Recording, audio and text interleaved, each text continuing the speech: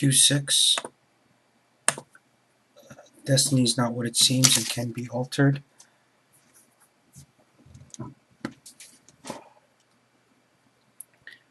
Destiny is not what it seems and can be changed. We are all magical beings from another galaxy in origin, and our souls are from another dimension. In fact, we are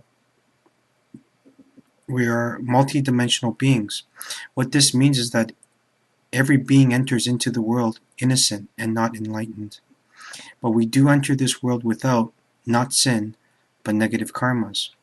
To resolve, therefore, we are born innocent with a condition to sin.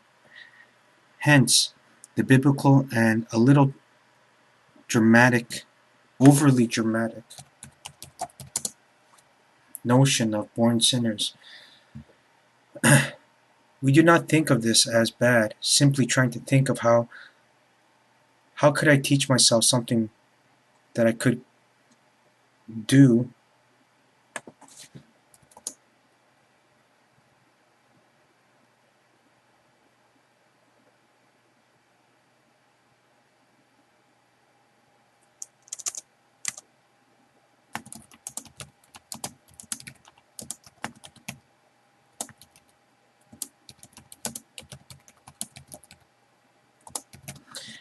Let me repeat. Simply try to think of how could I teach myself something that I could have done in the past, reincarnation, and then currently try to get it right to get it right. So what that is just karma, and a mistake in its correction would make me perfect or achieve enlightenment. So, well, the thing is, you're supposed to get all of your karma at least 51% correct.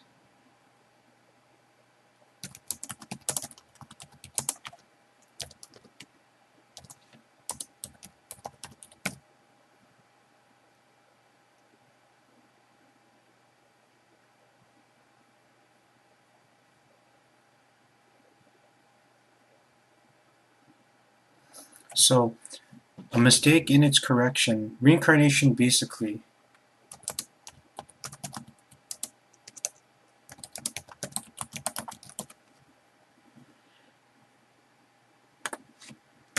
is when we die, we think that we go to heaven.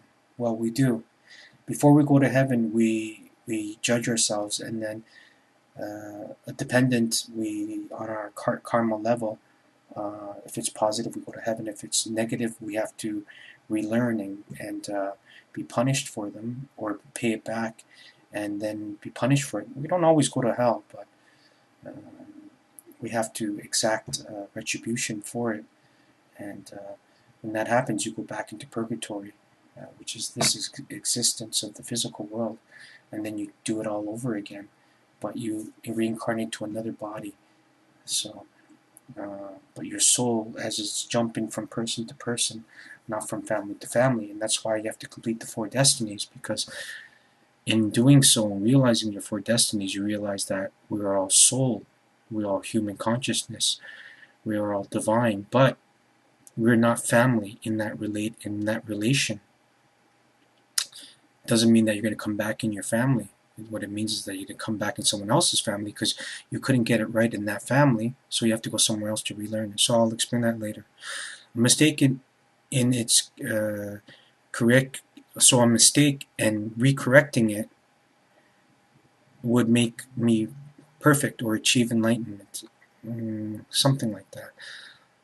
Perfect is getting all of it right, which is very rare. Now let's go right for a while. We are all connected because when we reincarnate, as we have failed in a previous life, we must reincarnate into a different family or we would always fail and never pass the cycle of death. This happens because families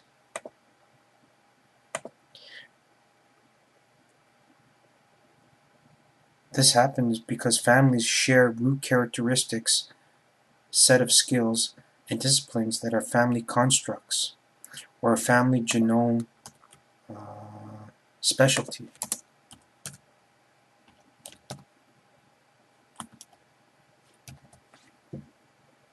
So, I mean, like you're born into athletes or rocket scientist family, it's their specialty, their genetic specialty.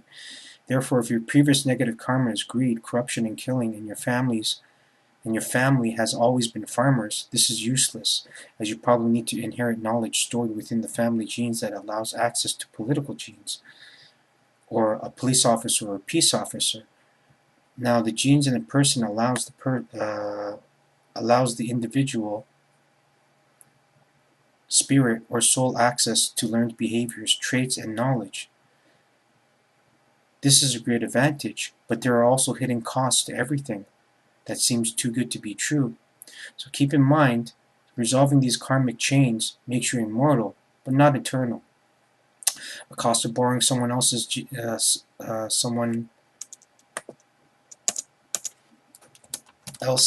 genetic knowledge or their specialty is to resolve problems inherited within their own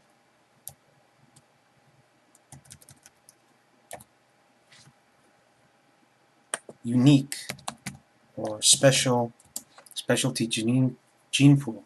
It is ironic, but is actually not a bad deal, as the negative karmic baggage that you have now cannot equal the tools to fix a lifetime of problems from previous incarnations. So it's a step, 2 steps forward, but 1 step back. So I mean, it's better because you learn different things, and it makes you stronger no matter what. It's like always putting in quarters. You're not dead, your soul never dies. You continue to put in quarters until you get really good at the game and you pass the final level. And for us, final level is eternity, where you become into the 7th dimension, you become gods. So many of them. There are some that are just immortal, that need to go through the processes still, that are ascended, but they're not fully ascended. I'll give you an example of ascended beings. Gandhi is an ascended being.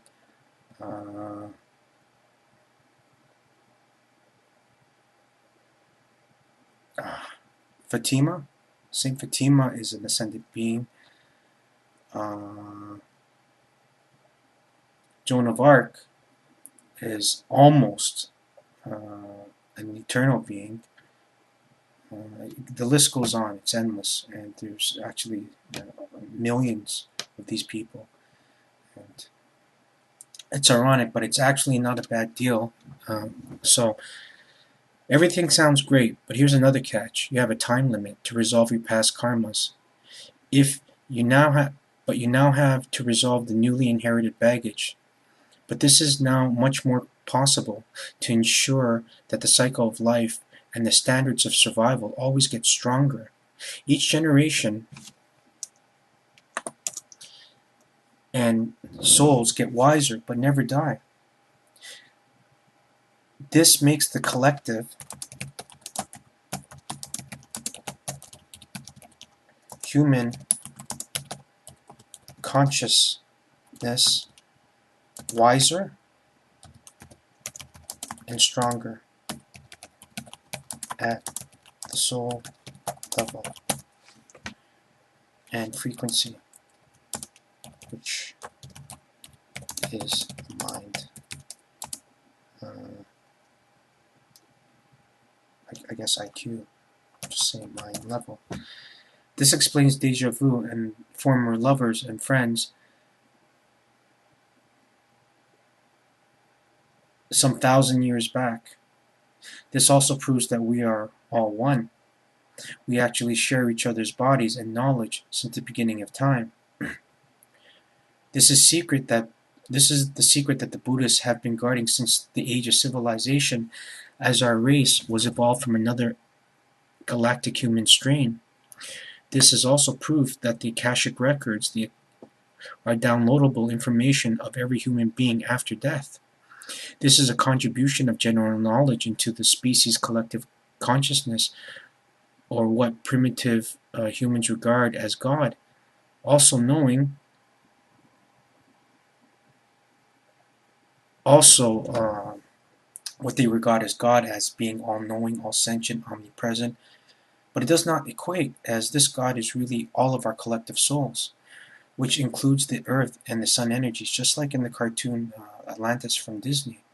But it's more than just a few gods, it's all of us. The only difference is that the wisest and the strongest end up being our leaders, just like how it is in the army, and it's exactly like that because well, for us, the government is the army, and the government is also is the spiritual hierarchy, and what they do is we go into space and we bring back resources. There's no war, there's no killing, there's no disease. There's just constant evolution, and uh, it's very, very different, and there's magic. So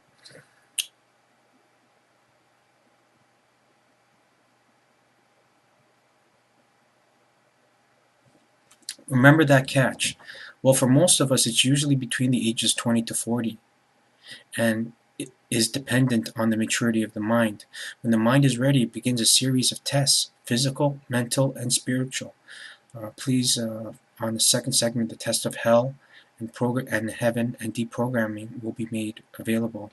Now, what no spiritual teachers tell, or esoteric teachings state, or secret societies tell you, is that the more previous negative karmas that you have resolved, the greater the success of you reaching your journey and its completion.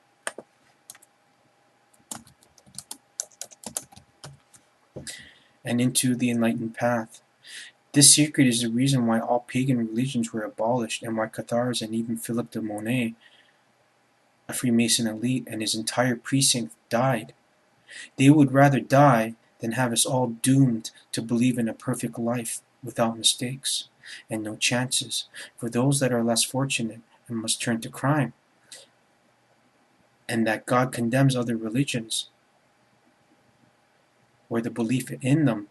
For the real miracle to this knowledge, in a nutshell, is that we all can go to heaven, no matter what our mistakes are. Depends on our karma and how much we've balanced them. I mean, you could even be a criminal and you could be bad, but you might have dignity and honor, and you might do good things too, and it's enough for you to go to heaven. It's like the perfect calculator. It weighs the soul, just like what they say in Egypt. They weigh a soul, and it's on a plate, just like the justice. Uh, and if it is more positive, then you go to heaven. So, I mean, that's how it is. And so destiny is not set in stone, but only slowed down to give you the opportunity to live life, experience all the pains and joys, and have a chance at being immortal. Not too bad of a deal. Now do you see what's with all the suppression of knowledge? All of these reasons why we have all this pain and suffering and the need to be very competitive in this world. I mean, it's not every day that people become millionaires, but now everyone could become immortal with supernatural powers and have access to the global human consciousness and the Akashic records. Just like logging onto the internet. All of this without the advertisement, subliminal messages, and brainwashing, as the information is extremely accurate.